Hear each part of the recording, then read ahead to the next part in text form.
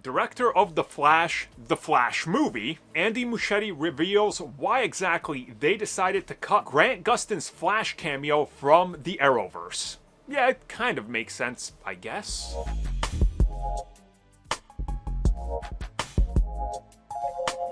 So this comes at us directly from Muschietti himself, who was speaking to Comic Book and then other outlets ever since CinemaCon, and he talked about the missing cameo, which was so heavily reported. And he said they tried to find a way. They were playing around with the idea of that scene that we saw in Crisis on Infinite Earths and trying to pay it back. But he reveals that in terms of the cameos they wanted in the final cut, what the story was going for, and the overall feel and direction, it just didn't work. And that it almost felt somewhat more distracting than anything. So Grant Gustin was ultimately cut, and according to what we're hearing, he was never even asked to shoot a cameo, so they knew very early on that he wasn't going to be appearing in this. I'm disappointed. I've made it no secret that I think Grant Gustin is an absolute class act.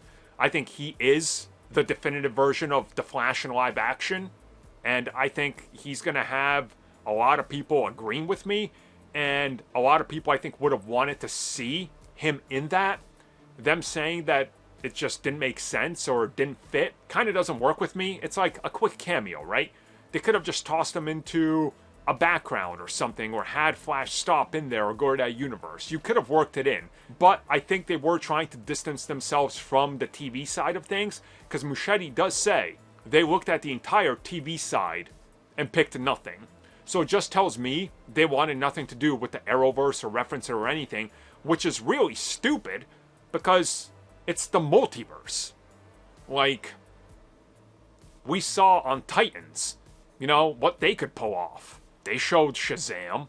They showed a lot. They even showed Grant Morrison talking about the multiverse. So I don't know. I'm disappointed by this.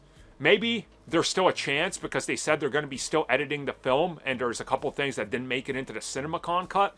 So maybe there's hope, because I would love to be surprised. But I guess don't keep your hopes up.